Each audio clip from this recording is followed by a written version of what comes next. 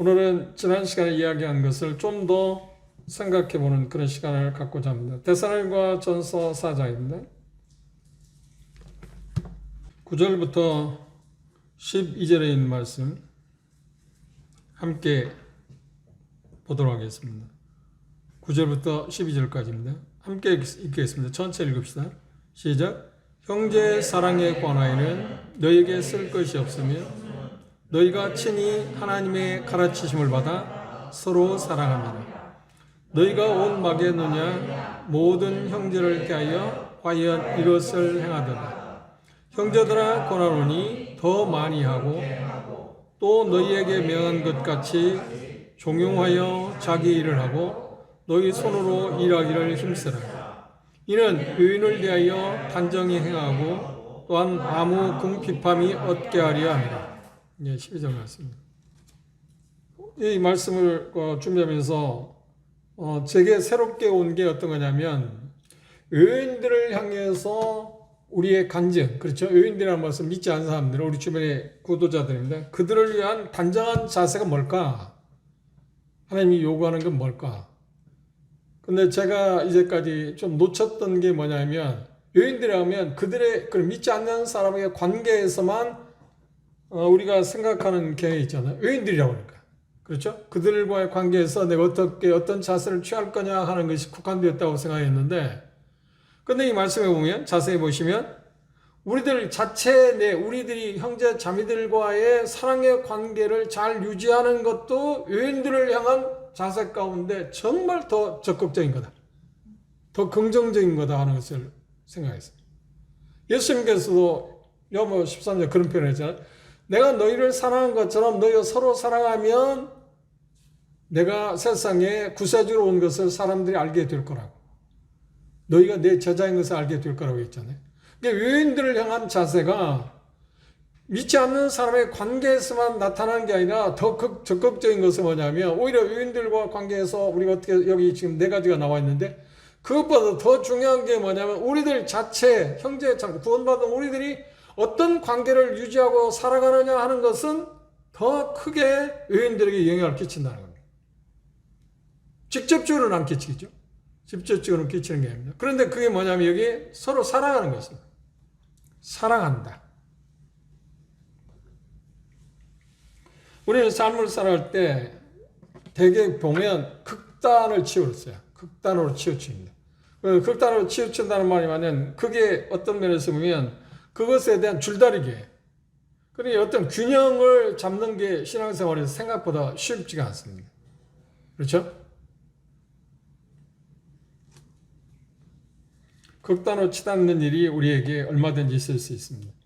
그런데 왜 그러냐면 사단이 우리를 위해서 하는 일들이 여러 가지 있는데 그 중에 빼놓을 수 없는 것이 뭐냐면 사단은 우리를 극단으로 몰아가는데 전문가입니다. 그러니까 어떤 균형 감각을 잃게 한다는 겁니다. 그러면 균형 감각을 잃게 하면 사단은 성공한 것입니다.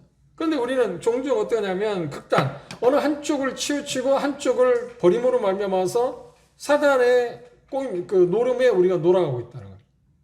그래서는 안 되는데, 예를 들면 어떤 거냐면 그런 것들입니다. 구도자를 얻기 위한 열정 때문에, 그렇죠. 그거 참 좋은 거잖아요. 구도자를 얻게 복음을 전하기 위한 열정 때문에 경건의 생활을 등한히 한다. 근데 그럴 수 있어요. 그렇죠? 그게 어떤 거냐면 제가 실질적으로 저도 그렇게 경험을 했고 제 주변에서 그런 일을 봤습니다. 그게 어떤 거냐면 학생이 그 구원받은 형제입니다. 물론 제가 여실에 본 게 그런 사람. 대학생이니까 자기는 학교 가서 그리스도인으로서 열심히 공부하는 것이 하나님께서 그에게 주어진 일 아닌가요? 그렇죠? 똑같습니다. 직장인도 마찬가지고 우리가 어떤 사업을 하든 간에 똑같은 일입니다. 자기 주어진 일에 열심히 충성을 다하는 것이 그리스도인이 마땅히 해야 할 일인데 어떤 생각하면 사도 할 때 그게 세상 일이야. 왜 세상 일을 그렇게 신경을 써? 왜 그런 것에 대해서 그렇게 네 생일을 다 바치려고 그래? 그리고 그쪽으로만 치중하는 거야. 그러면 이쪽을 저버리는 겁니다. 그런데 그 면을 보는, 그 모습을 보는 외인들은 어떻게 생각하는 거야? 학생이 그런 모습을 취할 때, 뭐, 다시 말해, 과락을 당한다든지, 졸업을 못하게 된다든지, 그런 학점이 좋지 않다든지, 그런 모습을 볼 때 믿지 않는 친구들은 어떻게 해서, 예수 믿고 계속 나와보면 예수를 믿으라고 다른 학생들한테 예수 믿으라고 자꾸 열정적으로 하는데, 저게 예수 믿는 사람의 태도일까? 그래서 오히려 복음에 대한 어떻게 진보를 가져오는 게 아니라 방해 요소를 일으키고 있잖아. 그런데 본인은 모르는 거야. 그걸 그리 한다고 생각해. 구원에 대한 열정 때문에. 이게 우리 주변에 이단자들, 특히 여호와 증인들은 어떤 거야? 자기 자식들이나 자기 가정에 건사하지 않고 깔끔하게 차려입고 가방 들고 다니고 집집마다 다니면서 뭐 하잖아요. 근데 그들이 생각할 때 그것이 자기들이 해야 할 일. 물론 그들이 그렇게 하는 것은 교리적으로 그렇게 해야만 한 사람이라도 더 여호와 증인으로 만들어야만 자기들이 생각에 쉬운 말로서 지상 천국에서 뭔가 더 많은 풍성을 누릴 수 있다는 교리가 있기 때문에 그렇게 그들은 할 수 있을지 몰라요. 그런데 외인들은 그걸 볼 때 뭐라고? 저 사람들이 그 광신자들이야. 미친놈들이야. 자기 주어진 생활을 안 차려. 그런데 그들만 그런 게 아니라 우리들도 얼마든지 그럴 수 있다는 거예요. 이게 지금 문제라는 거예요. 그러니까 극단으로 치닫잖아. 극단으로. 그런가 하면 어떤 경우에 또 반대로, 그와 반대로 어떤 거냐면, 경건의 생활에, 그러니까 성경 읽고 뭐 기도하고 그런 생활에만 열심히 하고 외인들을 돌아보지 않는다든지. 그것도 극단 아닌가? 그것도 극단 아닌가? 그렇게 사단은 우리에게 계속해서 극단으로 가게 해요. 어느 한쪽으로 치우치게 한다는 겁니다. 그런데 우리가 그런 생활을 너무 많이 봐요. 참 이게 우리에게 모순 가운데 모순이잖아요. 그런 사례가 생각보다 많습니다. 생각보다 많습니다. 우리 주변에 이렇게 살보면, 그렇죠? 그리고 이제 우리들 교제 가운데서도 현재 우리 용인교회는 그런 게 없었다고 생각하는데, 그런 조짐이 있었을지 모르겠어요. 없었다고 생각하는데, 예를 들어서 극단으로 가는 사람이 있습니다. 하나님 앞에 더 효과적인 예배를 드리기 위해서 이 악기는 필요 없는 거야. 무악기. 그런데 그렇게 생각하는 형제들이 뭐냐면, 하나님이 우리에게 주신 최고의 악기는 목소리로만 하나님을 찬양해야지 저런 것들은 안 된다. 이게 어떤 생각하면 대단히 경건한 거 아니야? 그런데 극단이잖아. 그리고 신약의 악기 사용이라는 것이 나오지 않았다. 그런데 에베소 5장에 뭐 정확히 보면 신령한 노래들이라고 하는 그 단어의 의미 가운데 다양한 것이 포함되어 있거든요. 문자적 의미를 놓쳤기 때문에 그런 거죠. 이게 극단으로 치다는 거. 그런데 거기까지는 좋은데 그러지 않을 때 어떻게? 그러지 않는 사람들에 대해서 배타적인 태도를 취하자. 그걸 분열을 일으키고 우리 가운데 현실적으로 있어요. 모임이. 이라고 뭐 교제 가운데서 단절된 그런 사례도 있었고. 사단은 계속해서 우리들을 하여금 하나님 앞에서 삶을 사는데 극단으로 치우치게 해서 본인 삶도 망치게 하고 다른 사람을 향해서 주어지는 그 간증도 망치게 해서 복음을 가능하면 희석시키게 하는 효과를 발휘하지 못하도록 그렇게 만드는 겁니다. 요한 17장에 뭐 예수님이 이런 기도를 하셨습니다. 그것이 진정한 의미에서 주기도문이라고 할 수 있죠. 요한 17장에 한번 참조해 보십시오.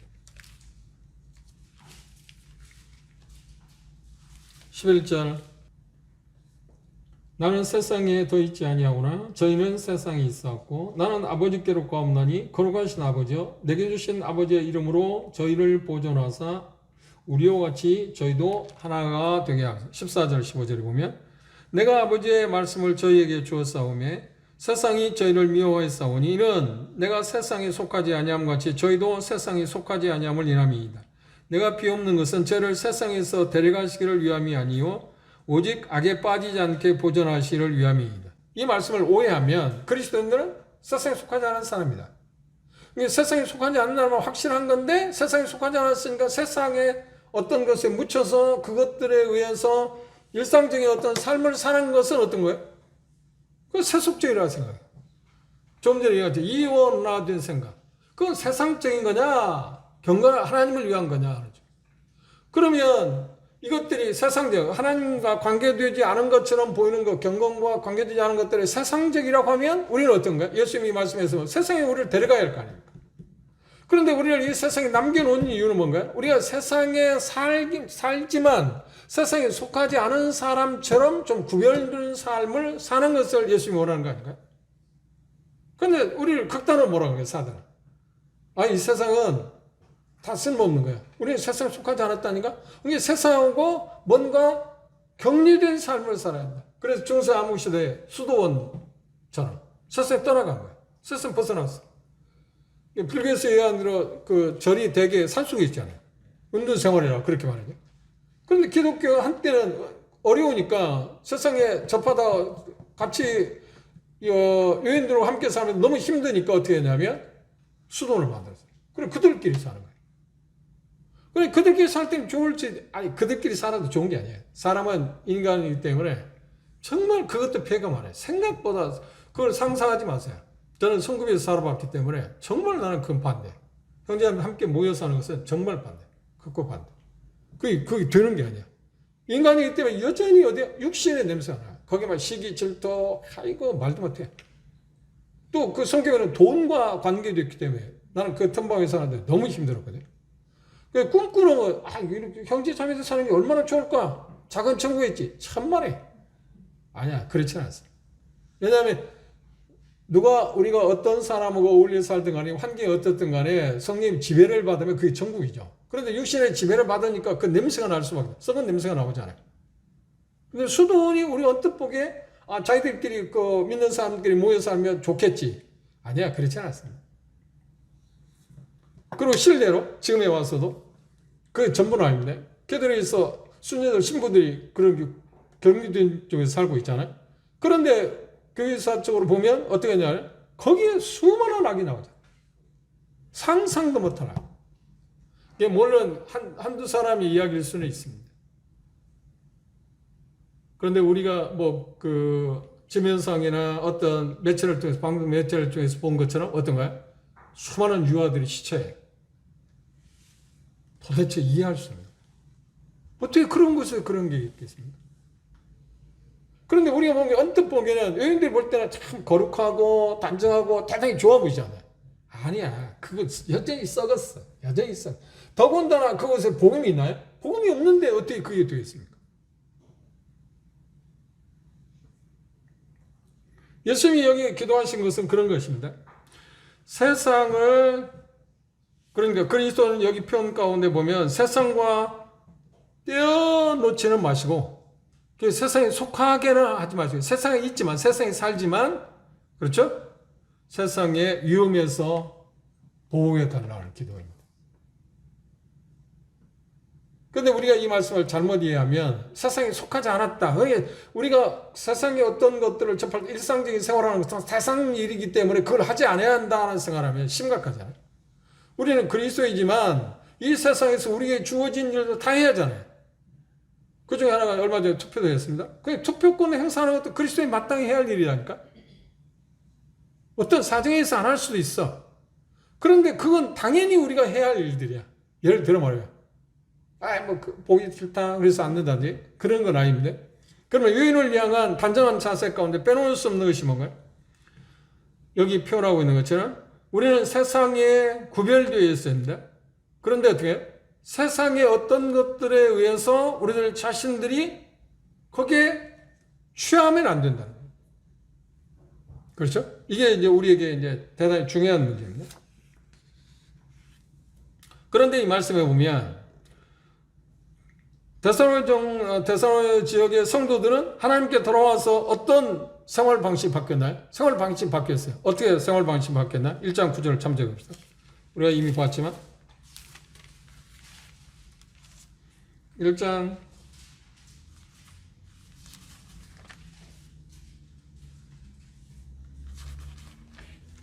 9절 저희가 데살로니가전서 1장 9절입니다. 저희가 우리에 대하여 스스로 고하기를 우리가 어떻게 너희 가운데 들어간 것과 너희가 어떻게 우상을 버리고 하나님께 돌아와서 사시고 참되신 하나님을 섬겼다.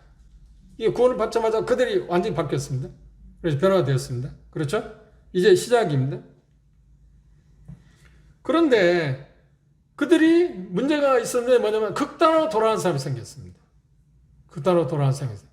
어떤 쪽에 극단으로 돌아갔냐면 여기 표현 가운데 이제 우리가 생각해 보겠습니다. 구체적으로 생각해 보겠지만 그게 뭐냐면 서로에 대한, 그러니까 구원받은 형제 자매들 하나님을 섬긴다고 하는 것에 대해서 보이지 않는 그 하나님에 대해서만 생각하지 보이는 형제 자매들에 대한 생각에서 그들 멀어지기 시작했다는 거예요.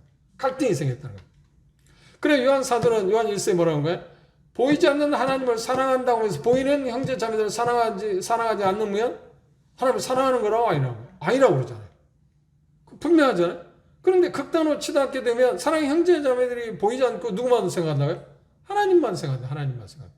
이 같은 그 병행해야 할 문제인데 뗄래야 뗄 수 없는 관계잖아요.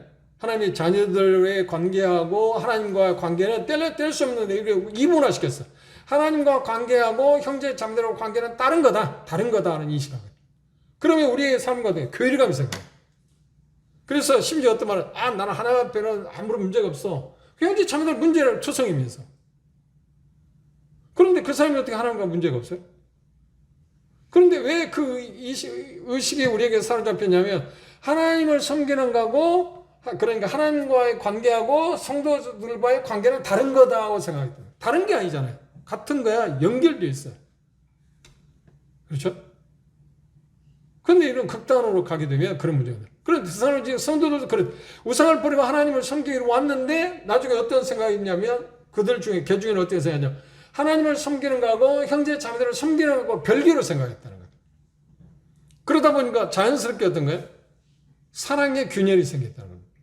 근데 이 말씀을 보면 본문에서 보면 그들은 어떻게 했나? 여기 보면 어떻게 이야기했다? 형제 사랑에 관하여는 너에게 쓸 것이 없다. 왜냐하면 너희가 처음부터 잘하고 있었기 때문에. 그리고 결론은 뭘까? 더 열심히 해라. 계속 더 해라. 그렇죠?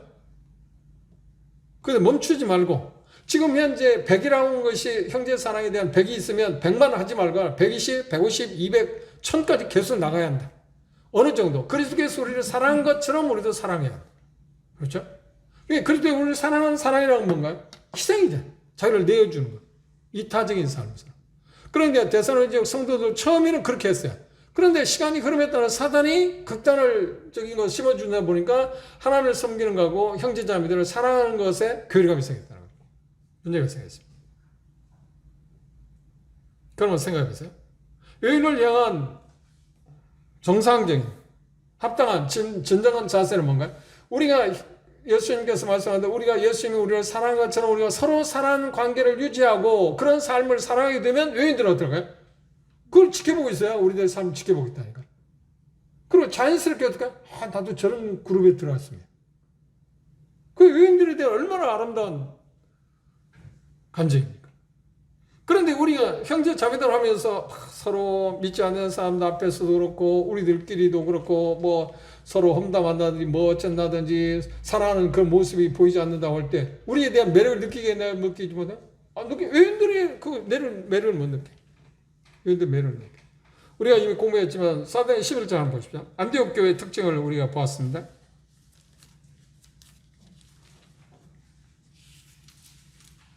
사도행 11장 이름 없는 형제 자매들이 20절에 그 중에 구브로와 구레네 몇 사람이 안디옥에 이르러 헬라인에게도 말하여 주 예수를 전파하니 주의 손이 그들과 함께 하시며 수단 사람 믿고 죽게 주의 손이 그들과 함께 했었다고 할 때 어떻게 했을 때 주님께서 그 안디옥 교회 성도들과 함께 했을까요? 그 간증이 있었다는 거예요. 근데 서로 사랑하는. 지금 데살로니가 성도들이 처음에 그런 것처럼. 그런데 데살로니가 성도들이 그럴 수 있었던 게 뭔가? 여기 보면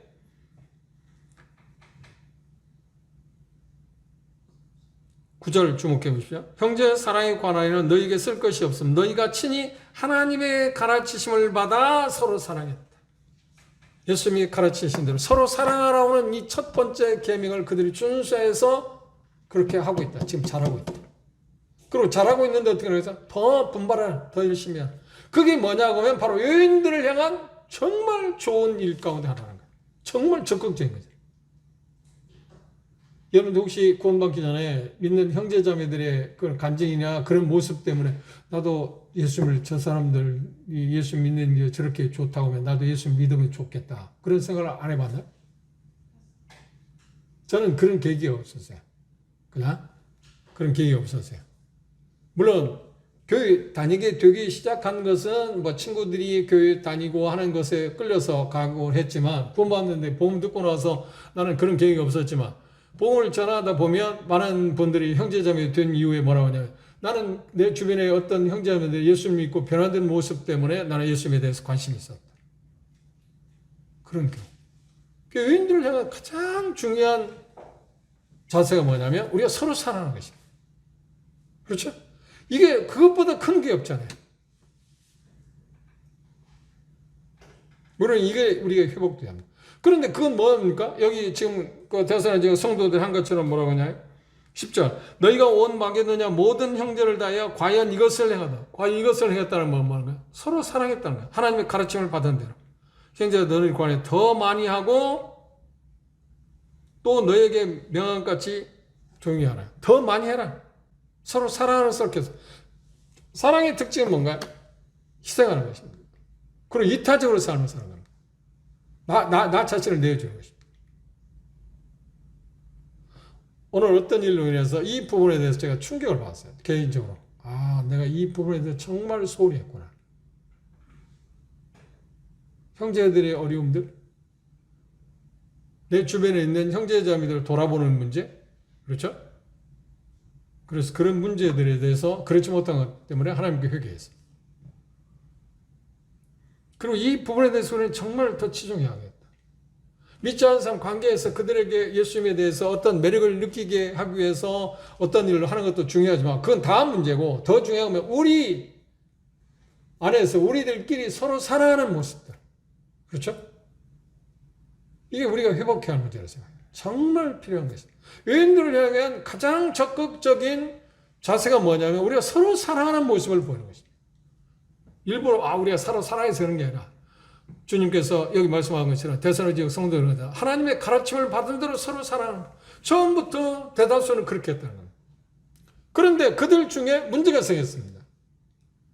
그들 중에 몇몇 사람이 문제가 생겼습니다. 문제가 생겼는지 뭐냐면 문제 원인은 지난 시간에 이야기한 것처럼 예수 그리스도의 재림에 대해서 잘못 오해했습니다. 잘못 오해해서 문제가 생긴 여인들에 대한 복음을 막는 사람들이 생겼습니다. 그러면 이제 더 적극적인 것 말고 여인들을 향한 우리의 자세 가운데 빼놓을 수 없는 것이 뭐가 있을까요? 여기 보면 그렇게 이야기했습니다.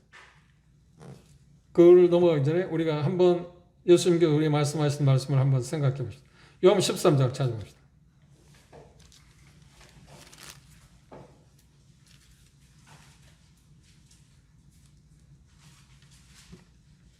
데살로니가 성도들의 특징이 뭐라고요? 주님께서 가르친 대로 서로 사랑했다.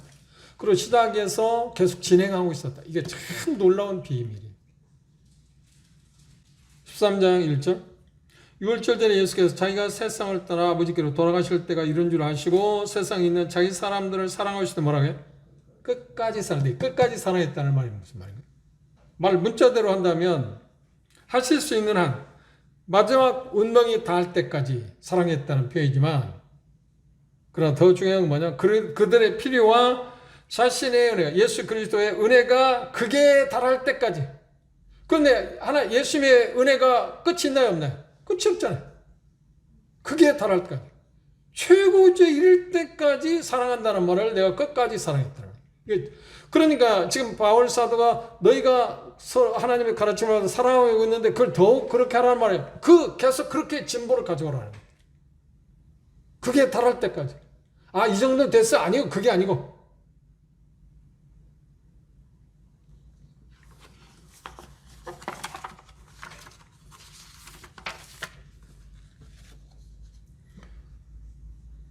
자기 자신의 희생, 다른 사람에 대한 어떤 타인에 대한 중심적인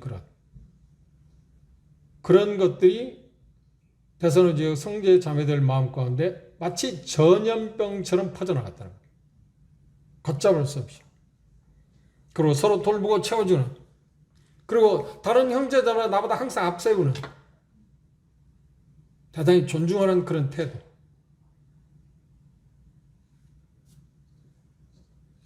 그런데 그 모습을 우리가 연상해 봅시다. 그런 모습을 때 데살로니가 지역의 여인들이 생각할 때 어떻게 해요? 저 사람들이 왜 저렇게 다르지? 그게 사람 마음 가운데 누가 봐도 탐내는 거야. 나도 그렇게 살아야지 하는 생각을 갖게 하는 거잖아. 전혀 다른 문화권에 있는 사람들이 연령 차이도 다르고 그런 사람들이 이렇게 서로를 사랑하는 모습을 볼 때 어떻게 해서 나도 저런 사람 저 그룹에 가면 얼마나 좋을까. 유인들에 대한 가장 적극적인 게 바로 서로 사랑하지. 다음 두 번째 11절 12절에 보시면 바로 유인들을 향하는 이제 태도에 대한 균형을 유지하는 것에 대해서 이야기하고 있습니다. 그 첫 번째 뭔가요? 종용이 살 걸 말했어요. 여기 표현 가운데 잘 보십시오. 10절. 너희가 원방이든 모든 형제에 대하여 과연 이것을 행하도다. 형제들아 너희를 고난하니 더 많이 하고 11절. 너희에게 명한 같이 뭐라고 해? 종용하여. 이게 뭐냐면 조용히 살 것을 말해요. 조용히 산다는 말이 뭐예요? 종용하라는 말이 조용히 산다는 거예요. 조심스럽게 산다는 말이에요. 이 말이 무슨 말인가요? 지금 대선의 성도들은 그렇게 말하고 있어요. 근데 이 말에서 우리가 조심해야 할 게 뭐냐면 예수님에 대해서 우리가 구도자들에게 전할 때 의인들이 우리나라도 마찬가지지만 외국도 마찬가지지만 우리나라 사람 특히 그렇습니다. 믿지 않는 사람들 믿는 사람을 볼 때 뭐라고 흉보는가? 저 말쟁이들. 말을 많이 해. 그 무엇 때문에 그렇게 말을 많이 모르지? 그런데 말을 많이 하는 이유가 뭐냐면 그렇게 말을 많이 해서 설득해서 예수 믿게 하고 싶어서. 그래서 외인들은 우리나라의 정서가 외인들은 어때요? 예수 믿는 사람을 때 저 사람 말할 줄 알고 나 지금 질려버렸습니다. 특히 전도자들이 조심할 거예요. 뭐 3시간씩 이제 온 사람한테 뭔 이야기 그렇게 한다고 해서 그 사람 받아들일 생각이 있어요? 그러니까 한 번 오면 어떻게 해? 질려버리는 거야. 다시는 오고 싶은 생각이 없죠. 그런데 말하는 태도에 있어서 중심에는 그 사람은 질려서 다시 돌아오지 않게 하기 위해서 그렇게 이야기하는 건 아니잖아요. 그죠? 근데 종용하라는 말은 그런 의미예요. 너무 말을 많이 하지 마라. 그 사람을 살펴라. 그러니 대사로니아 성도들 가운데서 이제 극단으로 치듣는 사람들 가운데 어떻게 하냐면 그런 사람들이 있어요. 계속 말만 하는 사람들. 그 열정 때문에 그렇겠죠. 이해를 해요. 근데 우리는 정말 구주자를 만날 때 그 사람이 뭘 이해하고 생각하고 있는가 하는 것에 대해서 우리가 먼저 말하기 전에 듣는 태도가 먼저 중요해요. 그 사람 말을 충분히 들어줄 때 그도 내 말을 들을 수 있잖아요. 그런데 우리는 뭐야? 네 말을 들을 게 없어. 내 말 들어. 그 사람 말을 듣겠네? 그게 우리의 태도예요. 제가 그런 사례를 여러 번 봤어요. 주변에서. 그래가지고 질려버린 거야. 저 교인은 여하튼 가면 한번 갔다 하면 진절이 친다. 그리고 다시는 만나고 싶은 마음이 안 나. 준비도 안 됐습니다. 오히려 어떤 면에서 제가 접해보니까 이번에 영광에서 세 사람 만났는데 제가 그렇게 했어요. 간단히 했어요. 그들에게 뭔가 생각할 수 있는 기회를 줬어요. 그러니까 그들 가운데 세 사람이 공통적으로 하는 말이 뭐냐면 목사님은 이제까지 내가 만난 사람하고 다르네요? 뭐 2시간, 3시간씩 계속 하는데 왜 목사님 그 짧게 이야기하십니까? 그런데 목사님 이야기하는데 가장 중요한 것을 나는 알았다고. 세 사람 다 그렇게 표현합니다. 이게 종용하네. 그 의인들을 향한 좋은 태도가 뭐냐면 바로 이거라는 거예요. 그렇다고 해서 여기 표현하는 건 말하지 말라는 거야? 아니 말하지 말라는 게 아니야. 침묵하라는 게 아니야. 우리가 데살로니가 지역 교회가 시작할 때 바울, 실라노, 디모데가 데살로니가 지역에 가서 복음을 전할 때 어떻게 복음을 전했다고요? 말로만 전한 게 아니라 그들의 삶을 같이 어우러져서 복음을 전했다고 했잖아요. 이게 참 우리가 도전을 받는 일입니다. 이게 참 어렵잖아요. 이게 종용하라. 유인들을 향해. 이거 정말 생각해야 합니다. 그래서 제가 이 본문을 중요해서 이 종용한다는 말을 제가 여러 곳에서 찾아봤어요. 첨정해서. 그런데 의미가 바로 이거라고는 섞여서 깜짝 놀랐어요. 우리 예수 믿는 사람이 말쟁이가 되어서는 안 되는구나. 그죠? 두 번째, 의인을 향한 좋은 자세가 또 하나 뭔가요? 여기 보면 11절에 그랬습니다. 11절 다시 보십시오. 종용하여 자기 일을 해라. 자기 일을 하라. 자기 일을 한다는 말은 무슨 말인가요? 세상에서 구원받았지만 자기에게 주어진 일에 최선을 다해야 한다는 겁니다. 그게 의인을 향한 우리의 태도라는 거예요. 그게 세상 일이 아닙니다. 주님의 골로새서의 기자는 뭐라고 하는가요? 골로새 앞으로 넘겨주셔서 골로새서 한번 5장에 있는 말씀 한번 볼까요?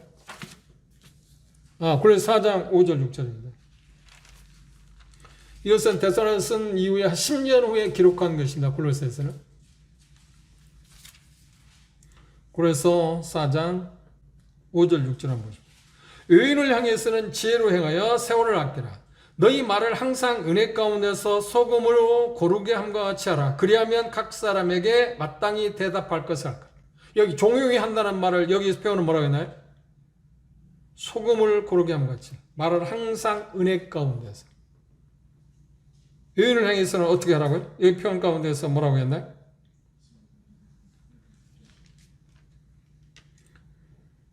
지혜로 해야겠네. 그런데 지혜로 한다는 것 가운데 빼놓을 수 없는 게 뭔가요? 우리에게 주어진 일을 열심히 하는 것입니다. 그러니까 어떤 면에서 내가 그리스도인이 됐다고 하는 말은 세상에 속하지 않았지만 세상에 살면서 우리가 하는 것은 내게 주어진 일들이 뭐 주부는 주부답게 삶을 사는 거예요. 답게, 쉬운 답게. 그럴 때 주변에 같은 것을 지켜보는 사람이 뭐라고 하는 거야? 호기심을 갖잖아요. 나도 주부답게 살기로 하는데 저 사람은 주부답게 사는 모습, 그럼 어떻게 그렇게 주부답게 당신을 삽니까? 그렇죠? 그게 매력이잖아요. 이제까지 열정적인 그런 광신적인 그런 삶만 보다가 이런 이성적으로 합당한 모습을 사는 모습을 볼 때 어떻게 해요? 저 사람 다르네? 지혜롭게 한다는 게 그런 뜻이다. 자기 일을 한다. 주어진 일에 최선을 다하는 것이다. 그런데 우리는 어떤 생각을 하는 거예요? 그게 세상 일이다. 그래서 최선을 다하는가, 최선을 다하는가, 안 하는가? 안 하지. 세상 일인데 최선을 다하는 거야. 그리고 허비라고 생각하지 않아요? 쓸데없는 일이라고. 그럴 것 같으면 예수님이 우리를 데려갔을 거 아닙니까? 자기를 한다. 자기에게 맡은 일에 최선을 다한다. 이게 의인을 향한 우리가 해야 할 두 번째 태도입니다. 이거 참 우리에게 빼놓을 수 없는 문제입니다. 그래서 중요한 게 뭔가요? 학생이면 학생답게. 직장은 각 자기가 주어진 직장에서 주님이 뭐라고 하는 거예요? 마치 죽게 하듯 해라. 죽게 하듯 해라. 나는 전에도 몇 번 이야기했지만 광주에서나 목포에서 개척했을 때 그 학생들에게 심지어 어떻게 이야기했나요? 너희들 성적표를 보여달라고까지 했잖아. 보진 않았어. 구원 받았으니까 구원 받기 전보다는 다 달라야지. 부모들 볼 때 예수 믿고 나니까 얘가 공부하는 학생인데 학생의 태도가 달라졌네? 이게 간증이잖아요. 그런데 그것에 대한 가르침을 못 받다 보니까 어떻게 해요? 이건 세상적인 거야. 세상적인 거야. 제가 초기에 잘못 배웠기 때문에 제 친구 가운데 형제 하나가 그 당시 실력으로 교대를 갈 수 있었어요. 근데 그 형제도 교대를 가고 싶어 했어요. 그런데 잘못된 가르침을 받았기 때문에 교대 공부하는 것이 뭐예요? 세상 일이야. 그럼 세상 일이 나오니까 이건 믿는 사람으로서 세상 일을 지금 구원받은 지 얼마 되지 않았으니까 그 세상 일을 왜 하겠어요? 그냥 포기한 거예요. 물론 다른 사업해서 잘 살고 있습니다만 이것처럼 패단해야 돼요. 이게 심각한 거야. 내게 주어진 일에 대해서. 그리고 난 CFF 할 때도 그랬습니다. 그 대학생들이 어떤 거냐면 자기도 선교에 대한 꿈을 꾸고 있습니다. 그러면 선교에 대해서 꿈을 꾼다고 하면 지금 현재 자기가 선교에 대한 꿈을 꾸고 있다면 현재 대학생 생활하면서 최선을 다해서 열심히 학업에 열중하면서 자기가 관심 있는 그 나라에 대해서 어떤 방학도를 한번 방문을 해본다든지 하는 것은 괜찮을 거예요. 그렇죠? 근데 자기 좀 학업은 등하냐고 선교에 대해서 생각하는 거예요. 뭐 선교단체 뭐 한다면 그거 가고 또 여기도 가고 여기도 가고. 이게 지금 극단을 치다는 거죠. 그러면 여인들에게 그러면 같은 과학생들에게 어떤 생각을 하고 있어요? 쟤는 이상하네. 본연의 일을 하지 않는 게 그리스도인가? 그게 복음에 반대가 되어 오히려 촉진을 일으켜? 아니요. 반대가 되죠. 방해가 되는 거예요. 그런데 데살로니가 성도들 가운데 이런 사람이 생겼다. 자기를 하지 않는 사람. 왜? 예수 그리스도의 재림에 대한 잘못된 생각을 했기 때문에 그렇습니다. 그래서 바울 사도 말하는 자기를 주어진 삶에 대해서 한결같이 열심히 해야 한다고 했습니다. 그래서 우리들 가운데 그런 사람도 있을 수 있지만 종교 활동에 너무 광신적인 나머지 사람들을 그리스도를 이끌기보다는 오히려 어떻게 해?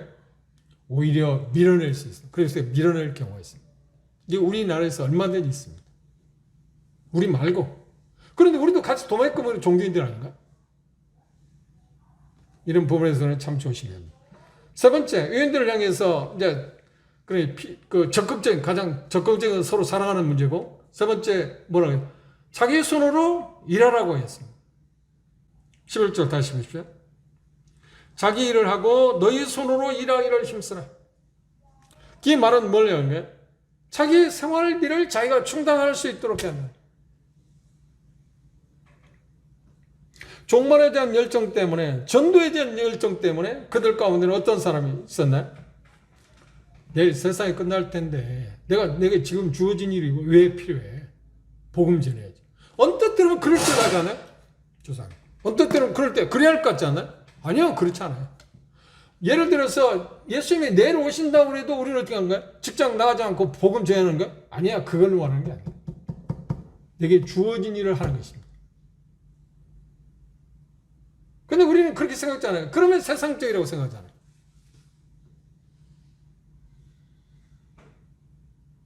그런데 대사관 지역에 선도될 거 아니에요. 이 극단을 치러서 예수님이 곧 오시는데 왜 내가 세상 일을 해?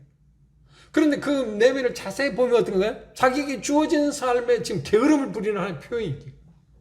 물론 긍정적으로는 열정 때문에 그럴 수도 있습니다. 그런데 하나님이 원하는 건 그게 아니라는 거예요. 내게 주어진 일들을 일반적인 일을 해야 할 거 아닙니까? 그래서 여기 평가하는 말은 자기 손으로 일을 해라.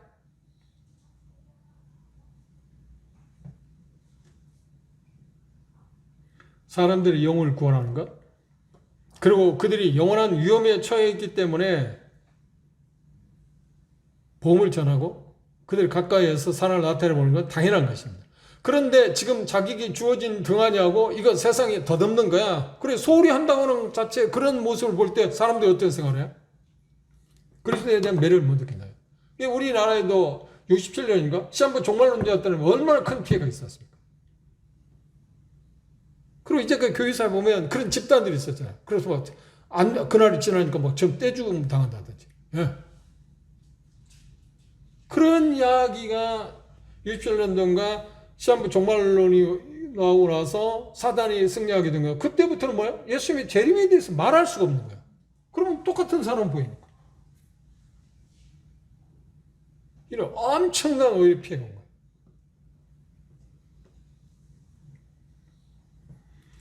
그래서 얼마의 시간이 흐른 후에 데살로니가서 3장 11절, 12절에 보면 그렇게 여기 지금 이야기했는데도 그런 것이 계속 진행됐어요.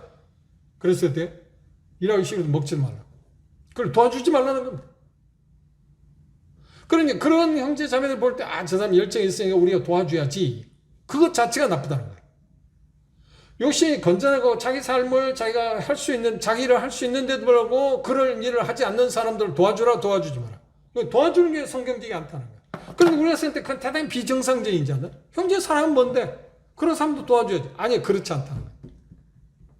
이거 참 구분하는 게 대단히 중요하죠. 물론 어떤 경우에서 형제자매들이 열심히 사는데도 사회의 어떤 피해나 뭐 그런 것 때문에 교회가 도와주고 우리가 구제도 해야 하잖아요. 그거는 다른 거지. 자기 일을 할 수 있음에도 불구하고 하지 않고 주님의 어떤 일에 대한 생각 때문에 하지 않냐고 그런 게으른 모습을 취해서 어려움을 겪게 될 때, 경제적으로 어려움을 겪을 때 도와줄 생각은 하지 마라. 냉정한 것처럼 보이지만 바울사는 그러잖아요. 일하기 싫으면 먹지 말라. 대단히 강한 말입니다. 사제가 멸정한데 직접 생활비를 벌지 않는다면 세상 사람들이 뭐라고 해요?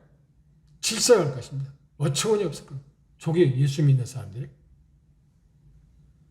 그리고 그리스도인들을 멸시할 것입니다. 그리고 그들은 심지어 그럴 겁니다. 그렇게 하면 세상을 떠나가지, 지구촌을 떠나가서 다른 데 살지 왜 있어? 그러니까 절대 그건 복음의 진보를 가져온 일이 아닙니다. 우리가 그런 실수를 하지 않아요. 물론 여기 예외가 있습니다. 하나님의 부름을 받은 사람이 있잖아요. 그 사람들은 그 일을 해야지. 그렇죠? 그러나 그게 아니라고 하면 우리는 어떻게 해? 그렇게 하면 돼요. 그런데 재미있는 것은 이게 긍정적인 면도 있고 부정적인 면도 있습니다. 우리와 교제하고 있는 세계의 많은 그 크리스찬 브레들이라고 합니다. 우리에 대해서. 그런데 세계 각국을 보면 전임 사역자가 한국이 제일 많아요.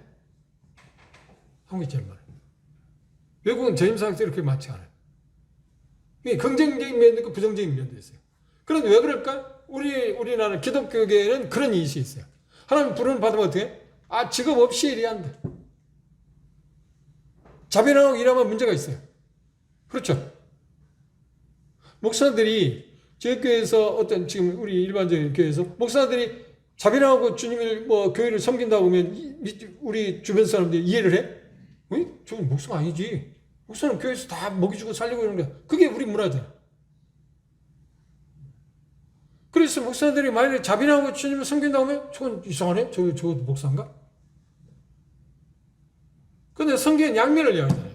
자비하고 주님을 섬기서 바울사들은 대선을 와서 복음을 전할 때 어떻게 했나요? 그들이 이해를 못하고 그들이 어려움이 있기 때문에 자기가 가지고 있는 기술을 갖고 장목 만드는 일을 해서 자기뿐만 아니라 동료들을 함께 생활비를 벌었잖아요. 그리고 본을 보였어요. 내가 하나님의 부름을 받은 사람이지만 복음으로 말미암아 사는 사람이지만 나는 이렇게 산다. 그리고 그들에게 본을 본 거예요. 자기 일을 해라.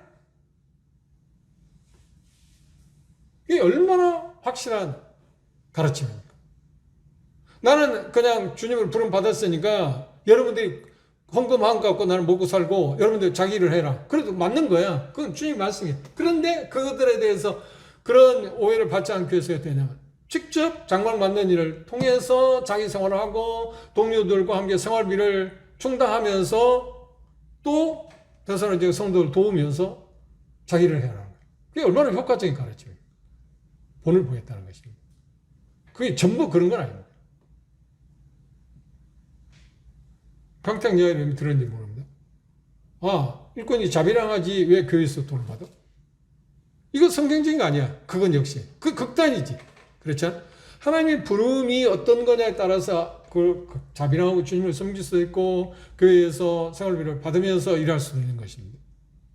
그런데 재미있는 것은 한국이 전임 사역자 제일 많다는 거. 문화적인 의미가 있습니다. 그게 장단점이 있습니다.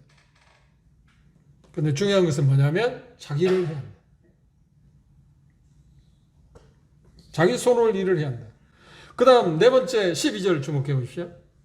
이는 의인을 대하여 단정히 행하고 또한 아무 궁핍함이 없게 하려면 이 말은 뭐예요? 남에게 과도의 의존을 하지 말라는 거예요. 내가 내 삶을 꾸려갈 생각을 하는 것입니다. 그래서 문화가 다르기 때문에 그렇습니다만 우리라도 지금은 그런 게 많습니다. 자녀들이 대학 다닐 때 자기 스스로가 돈 벌어서 학교 다니게 하고 하는 사람이 있어요. 이번에 연구하니까 이현조 이제 딸이 대학 2학년생인데 그 알바를 하더라고요. 사람마다 차이겠습니다. 그런데 대학 생활비 교통비라 보니까 집에서 한 푼도 안 가져간다. 자기가 다 벌어서.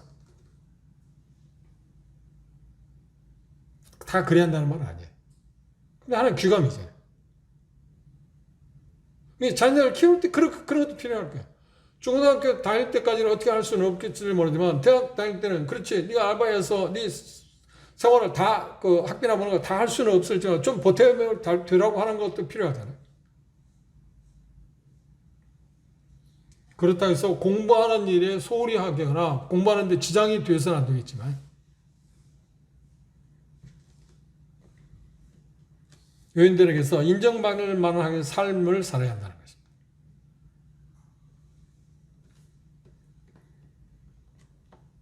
그래서 그 중에 뭔가요? 스스로 궁핍함이 없게 하라. 손 벌리지 마라. 그런데 아까 얘기했던 예외가 있다고 그랬습니다. 어떤 일로 인해서 어려움을 겪을 수 있잖아요. 그렇죠? 그때는 어떻게 해요? 교회에서 굳이 해야 해요. 또 이 부분에서 우리가 또 그 부족한 점이 있어요.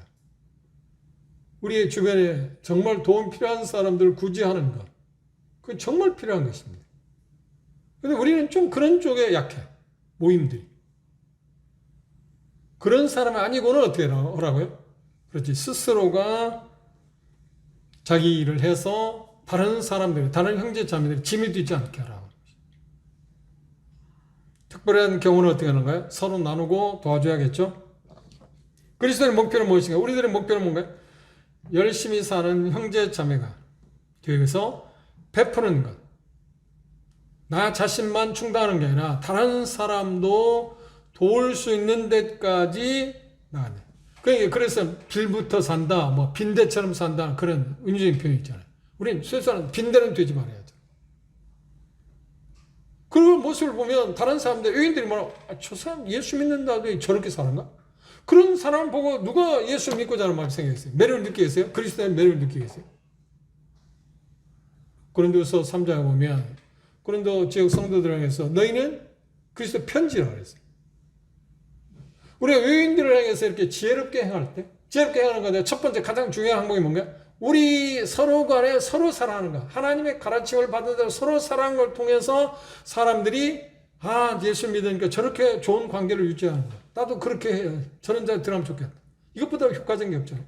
예수님 직접 말씀하세요. 내가 너희를 사랑하지 너희 서로 사랑하면 너희가 세상 사는 너희가 내 참 제자에서 알 거라고. 가장 효과적인 방법이잖아요. 그리고 4가지를 이야기했습니다. 그 중에 뭐라 했나요? 종용해라. 너무 말을 많이 하지 마라. 그래서 골로새서는 뭐라고 했냐면 은혜로운 말들을 해라. 그리고 소금으로 치듯하라는 말은 적절하게 어떻게 해? 적절하게 간을 맞추라는 말이잖아요. 종용한다는 말이 종용하라는 말이 그런 뜻입니다. 지금 골로새서 그렇죠? 뜻밖의 이야기잖아요. 뜻밖의 이야기. 의인들을 향하는 태도에서. 그리고 일을 해야 한다. 자기 일을 해야 한다. 그리고 마지막 이야기한 가운데서 남에게 과도하게 의존하지 마라. 가능하면 자기 삶은 자기가 살아갈 생각을 해라. 그런 예외적인 일이 있다고 그랬습니다. 유인들을 향한 우리의 태도에 대해서 오늘 다시 한번 짚어봤습니다. 기도합시다.